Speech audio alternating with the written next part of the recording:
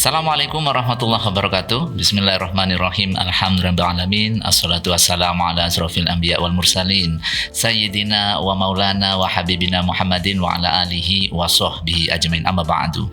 Pemirsa Smart TV yang berbahagia, bagaimana kabarnya hari ini? Mudah-mudahan semuanya dalam keadaan sehat walafiat dan sukses beraktivitas. Saya Mas Latif kembali akan menemani Anda melalui program kami yaitu Ruang Inspirasi. Dan pemirsa Smart TV yang berbahagia, di studio sekarang sudah hadir salah satu tokoh inspirasi nih ya menurut saya, yaitu Bapak Sunu Farid Latif SSMA. Beliau merupakan CEO PT Royal Raya Indonesia yang bergerak di bidang edukasi bahasa Inggris gitu Pak Sunu ya? Betul. Oke. Bagaimana kabarnya Pak Sunu hari ini? Alhamdulillah, terima kasih banyak Pak Maskur sudah diundang ke sini. Kami yang terima kasih nih Pak Sunu ya sudah mau mampir ke studio kami ini Pak Sunu ya. Oke Pak Sunu, mungkin bisa sedikit dijelaskan aktivitas Pak Sunu akhir-akhir ini Pak Sunu. Baik, jadi saya adalah seorang profesional di bidang pendidikan bahasa Inggris. Oke. Nah, concern kami adalah bagaimana kami dengan lembaga kami itu bisa membantu baik sekolah, baik orang tua, baik universitas untuk meningkatkan kemampuan bahasa Inggris anak-anak siswa ataupun juga mahasiswa. Karena apa? Karena kemampuan bahasa Inggris ini menjadi sesuatu yang ya kita bisa katakan hal yang harus dikuasai saat ini dan di masa yang akan datang harus dikuasai. Gitu. Pak Sunu mungkin bisa dijelaskan juga ini bidang garapannya di lembaga kantor Pak Sunu ini modelnya apa ini Pak Sunu? Oke. Jadi kita ini adalah lembaga pendidikan bahasa Inggris yang bergerak di tes bahasa Inggris. Nah, tes bahasa Inggris ini kita ada 3 Pak ya. Jadi ada TOEFL, ada TOEIC, dan ada IELTS dengan berbagai kegunaannya masing-masing. Nah, kalau ditanya ini sejak kapan? Sejak mulai untuk anak-anak SD. Jadi SD, mulai SMP, kelas 1 bisa ya SD. SD, SMP, SMA, kuliah, kemudian sudah bekerja. Itu istilahnya dari liang lahat sampai mau ke liang kubur itu harus menguasai bahasa Inggris. Jadi itu yang kita kerjakan. Nah, ini kan sudah lama ini, berapa tahun nih Pak Sunu? Ini sudah sekarang kita masuk tahun ke-12. Sudah lama ya? Ya, sudah lama. Dan sudah melanglang sampai kemana saja nih Pak Sunu? Programnya ini Pak Sunu? Programnya untuk di Indonesia, ini student kita mulai Sabang sampai Merauke. Kita juga bekerja sama dengan sekolah-sekolah, kemudian kampus, lembaga tinggi negara, itu juga di berbagai provinsi maupun di berbagai pulau. Kalau untuk yang luar negeri, kita juga ada siswa-siswa dari luar negeri itu dari Timor Leste. Jadi teman-teman di Timor Leste itu belajarnya juga di kami dan itu semua dilakukan secara online. Tadi ada lembaga negara juga. Jadi salah satu lembaga negara yang bekerja sama dengan kami itu ada Mahkamah Konstitusi di Pusat Jakarta sana Pak Sunu? Di Pusat Jakarta itu. Terus kemudian ada sekolah kedinasan yang juga sama kita, ada namanya Politeknik Ilmu Pemasyarakatan kayak gitu. Jadi dari sini saya bisa melihat bahwa orang semakin sadar bahwa kemampuan bahasa Inggris memang harus benar-benar dikuasai oleh anak-anak kita. Baik anak kandung kita maupun anak didik kita. Lalu sebenarnya urgensi pelajaran bahasa Inggris atau penguasaan berbahasa Inggris di era sekarang ini gimana sih menurut Pak Sunu? Jadi kalau ditanya apakah ini penting atau tidak penting ya, itu kita kembali kepada data Pak ya. Jadi kita akan selalu membandingkan sesuatu itu dengan punyanya tetangga kita. Gitu. Jadi dalam kemampuan bahasa Inggris, setiap tahun itu ada penelitian yang mempublish negara-negara tidak berbahasa Inggris yang kemampuan bahasa Inggrisnya itu nanti bagus atau tidak, itu setiap tahun ada penelitiannya. Setiap tahun ada ya? Setiap tahun ada. Nanti di googling aja misal peringkat kemampuan bahasa Inggris orang Indonesia, nanti muncul. Oke. Itu yang ngadakan siapa itu, Mas? Yang ngadakan namanya EFI. Jadi EFI. Jadi itu kalau nggak salah singkatannya English First International atau English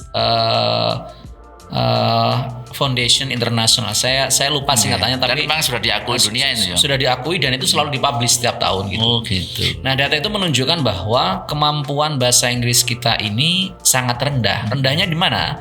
Jadi rendah sama enggaknya itu kan tolak ukurnya kan tetangga kan. Iya.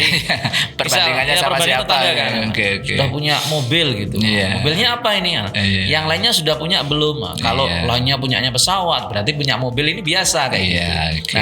Sekarang kita lihat di Indonesia itu kita sekarang peringkat 80 dunia. Jauh ya. 80 dunia. Sedangkan tetangga kita yang secuil itu ya, Singapura, mereka ada di peringkat 3. Kemudian Malaysia mereka di peringkat 27, Filipina mereka di 17. Jadi kita tidak masuk 20 besar dunia, bahkan di 80 kita baru masuknya. Kita masih kalah dengan negara-negara Afrika seperti itu. Apa karena persentase jumlah penduduknya atau gimana juga? Nah, demografik ini menjadi masalah juga karena semakin banyak orang berarti semakin tidak merata seperti itu. Nah, oleh karena itu kita bisa mengatakan bahwa karena data ini menunjukkan bahwa kita jauh tertinggal, berarti harus ada gerakan untuk mengangkat supaya kita ini nggak semakin tertinggal. Karena di tahun 2020 kita masih di peringkat 60. Berarti ini 60. Ini turun ini ya. Turun 20 kan ini ya. Berarti bukannya kita semakin bodoh, bukan ya? Tapi semakin progresnya negara-negara lain untuk mereka meningkatkan bahasa Inggrisnya. Bisa jadi seperti itu ya. Progres dari negara tetangga lain gitu, lebih dari kita. Jadi kita nyaman-nyaman aja deh, gini-gini aja ya, slow-slow aja ya sudah. Yang lainnya akan menohok ke atas karena progresnya. Nah, progres itu harus kita awali dari diri kita, lingkungan kita, anak didik kita. Jadi hal-hal seperti itu yang dikatakan apakah ini sangat urgen sekali dari data itu. Ini sangat penting sekali untuk meningkatkan kemampuan bahasa Inggris anak-anak. Baik, Pak Sunu, kan kalau kita introspeksi ya di masa saya misalkan pelajaran bahasa Inggris itu sudah ada di SMP, SMA, itu berapa tahun dan berapa JP itu Pak Sunu ya. Tapi kan kok kelihatannya kok hasilnya kok kurang. Ini ada apa ini Pak Sunu ya? Tapi jangan jawab sekarang Pak Sunu ya, setelah yang satu ini.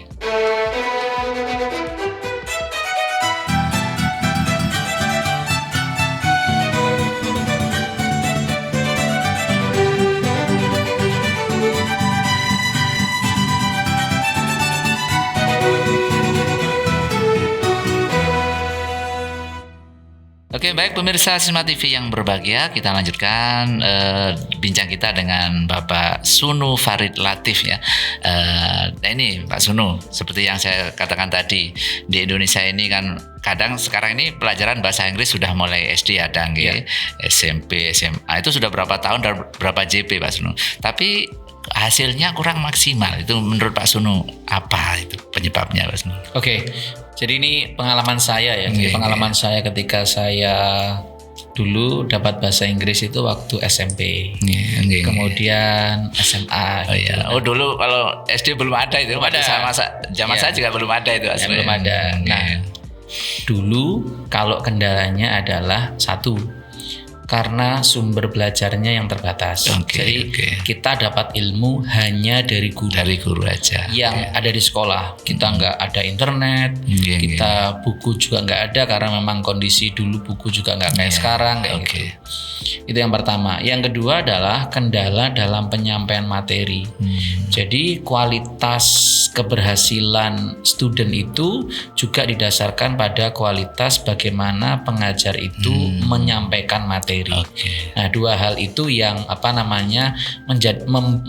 menyadarkan saya bahwa ada masalah yang memang ini menjadi hambatan untuk anak-anak itu memahami materi itu. Nah, sekarang kalau misal dilihat kenapa kok anak-anak mulai dari SD, dari SMP, dari SMA itu mereka sudah belajar tapi kadang-kadang mereka masih belum bisa. Mereka belum bisanya kalau pendapat saya adalah dari sisi gurunya ini. Jadi pengajarnya ya. Jadi kalau pengajar itu mampu mengemas materinya itu dengan menarik, anak ini akan menjadi suka. Tapi kalau misal, sekarang kita hafalan kayak gini, hafalkan vocabnya 10, 20, 30, tapi nggak ada praktek, nggak ada sesuatu yang membuat mereka merasa bahwa ini seperti sesuatu permainan gitu ya. Maka itu nanti akan membuat anak-anak merasa jenuh sehingga itu nanti mereka malas, nggak suka, akhirnya mereka nggak bisa. Jadi pada dasarnya kenapa sih kalau kita bisa? Karena kita berangkat dari senang dulu dan kita biasa. Kayak gitu. Kamu kok bisa naik sepeda motor? Ya karena saya senang, karena saya biasa kayak gitu. Tapi kalau misal kenapa kok kamu nggak naik misal sepeda ontel yang roda 1 gitu? Saya nggak senang. Itu kan gampang roboh. Itu kan mengganggu kayak gitu. Nah, saya nggak senang karena nggak senang akhirnya saya nggak bisa seperti itu. Jadi pada dasarnya kenapa kok ada anak-anak yang belajar dari SD, SMP, SMA kok mereka belum bisa? Satu, karena penyampaian gurunya. Yang kedua, ini adalah bagaimana menumbuhkan anak-anak itu mau suka bahasa Inggris atau tidak. Itu ya, jadi menumbuhkan suka dulu, baru belajar dengan riang akhirnya bisa. Dan mempraktekkan ini Pak. Mempraktekannya. Karena kalau bahasa tanpa dipraktekkan. Jadi bahasa itu sebenarnya bukan ilmu tapi dia adalah kebiasaan. Jadi kalau biasa ya sudah pasti nanti bisa. Nah sekarang ini Pak Sunu kan apalagi di era digital sekarang ini Pak Sunu. Ini menurut Pak Sunu kan sekarang ini kan anak mulai TK mungkin ya sudah pegang HP, SD kan sudah terbiasa. Nah ini untuk belajar bahasa Inggris hambatan atau ini pendukung Pak? Baik, kondisi ini. Jadi digitalisasi ini seperti dua mata pisau. Jadi kadang ini menguntungkan tapi juga kadang bisa melukai. Nah ini tergantung dari siapa, tergantung dari orang tua maupun dari gurunya. Nah tugas kita adalah mengarahkan. Jadi kalau dalam pengajaran bahasa Inggris kita bisa memanfaatkan teknologi ini untuk pembelajaran mereka. Contohnya gampang, misal anak-anak sekarang itu kan mereka tahu HP itu kan bukan dari TK tapi dia melek pun ketika masih lahir dikasih tontonan YouTube pun mereka sudah seneng. Berarti artinya apa? Mereka lahir itu mereka sudah suka dengan HP, dengan teknologi, dengan internet kayak gitu. Nah, maka apa yang bisa kita lakukan itu kan sesuatu yang menyenangkan. Nah, sesuatu yang menyenangkan itu kita tambahkan nilai bahasa Inggris di kesenangan mereka. Contohnya gimana? Contohnya misal, anak itu ketika masih kecil dia belum bisa apa-apa, bisanya cuma melihat nangis, kemudian tertawa. Dia kalau nonton kartun seneng. Nah sekarang kartunnya itu dirubah dari kartun yang versi bahasa Indonesia menjadi versi bahasa Inggris.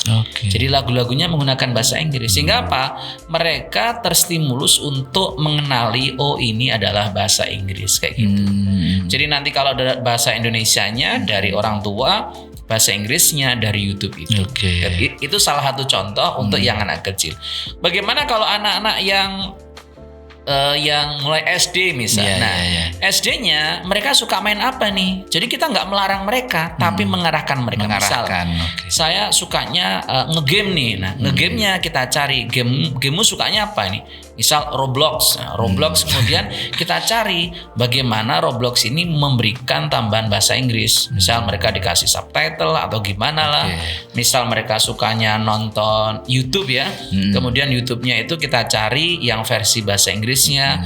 Misal mereka sukanya itu TikTok gitu ya. Ya sudah mereka dikasih TikTok tentang pembelajaran bahasa Inggris. Jadi semua yang ada di media sosial itu kita nggak bisa cegah. Yang bisa kita lakukan adalah mengarahkan. Nah, aran-aran ini yang membuat anak itu beda. Sama-sama dikasih HP, satunya nonton misal dangdut ya, satunya nonton Little Baby Bumps gitu ya. Kalau anak saya dari kecil saya ajarkan bahasa Inggris lewat Little Baby Bumps itu.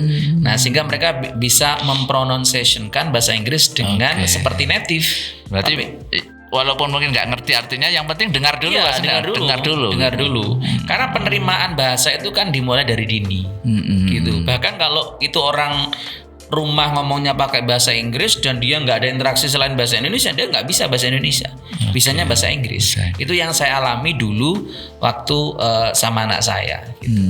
Jadi begitu anak saya mulai 3 tahun itu dia mulai interaksi dengan bahasa Indonesia, akhirnya bahasanya campur. Jadi Inggris Indonesia, atau kalau nggak gitu ketika dia mengatakan bahasa Indonesia itu terbalik gitu. Jadi strukturnya masih struktur bahasa Inggris. Nah, itu kan menunjukkan bahwa pemerolehan bahasa itu kita mulai dari anak-anak itu sejak dini.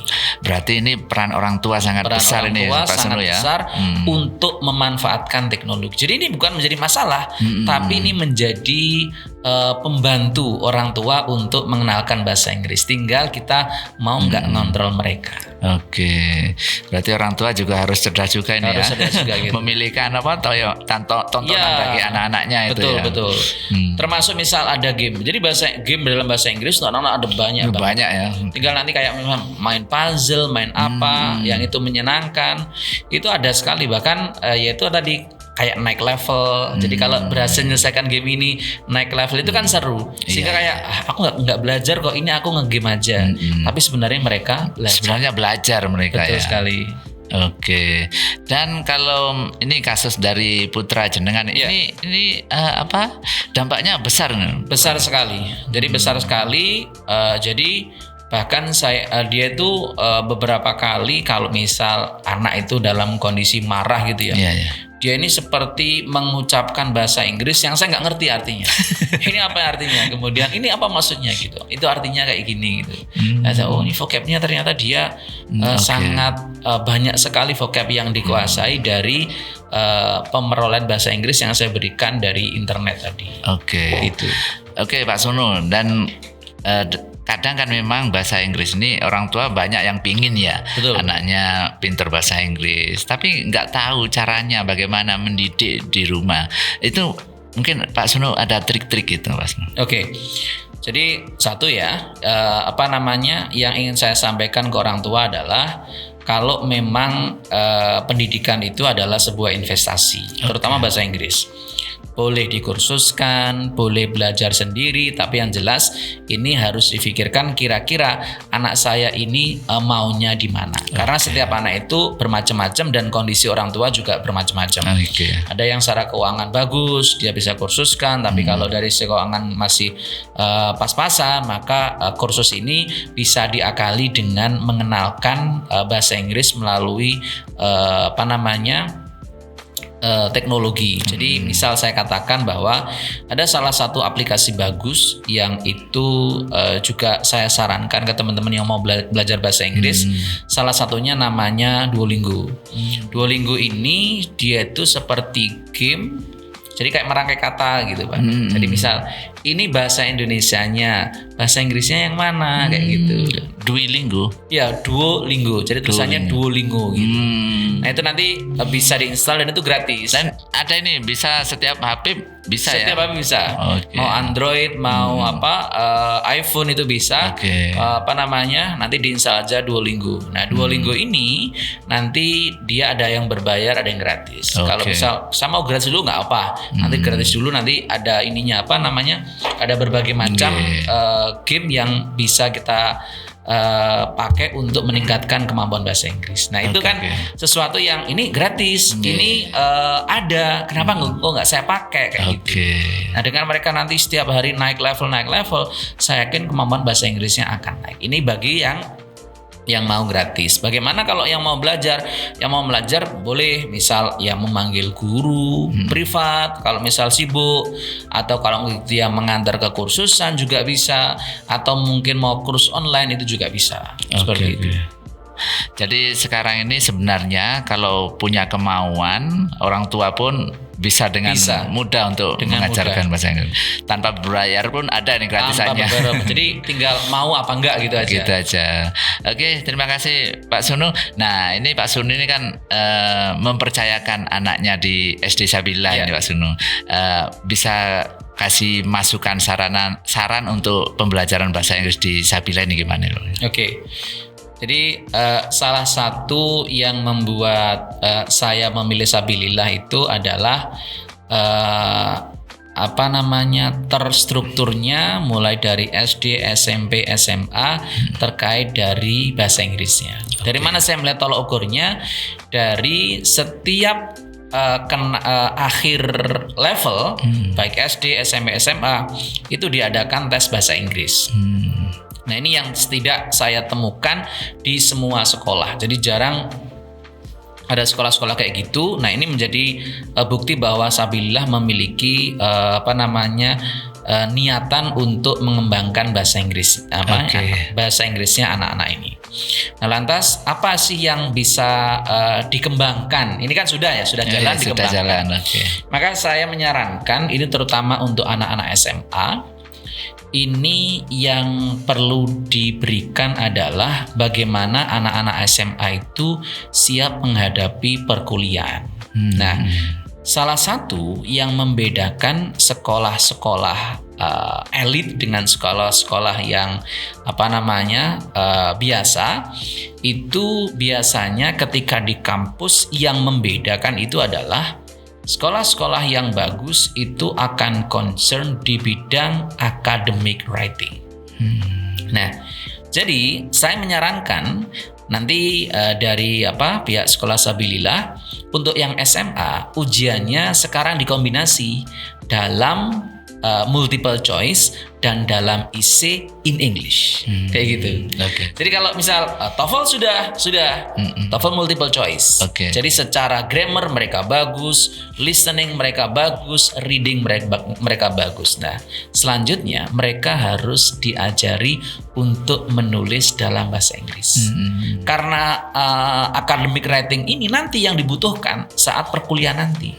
Jadi sudah perkuliahan berupa laporan, berupa IC, berupa artikel. Dan itu nanti yang akan membedakan, oh ini lulusan sekolah bagus nih, ini yang sekolah tidak. Nah, itu nanti pengembangannya saya sarankan di situ. Karena saya juga ada beberapa student yang mereka di sekolahnya itu full English, dan mereka menyampaikan bahwa di sekolahnya ini tidak ada ujian yang menggunakan multiple choice. Jadi harus menggunakan IC dan itu semuanya in English seperti itu. Nah, ini karena saya melihat sudah TOEFL sudah berjalan sangat bagus, nanti tinggal tambahkan academic writing-nya. Nanti saya siap nanti untuk membantu masalah academic writing-nya untuk pembekalan baik dari tim guru maupun dari anak-anak. Baik, terima kasih Pak Sunu atas waktunya dan ilmunya ya. Mudah-mudahan kedepannya pembelajaran bahasa Inggris di Sekolah Islam Sabilillah Malang ini semakin baik, semakin maju ya, sesuai dengan harapan bersama.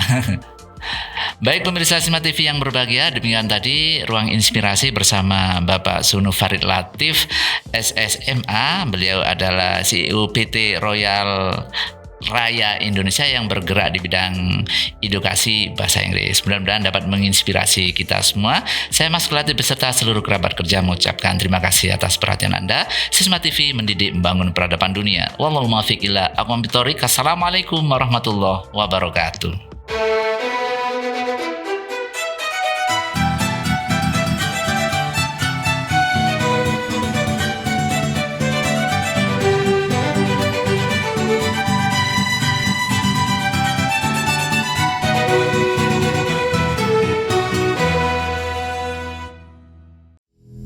Thank you.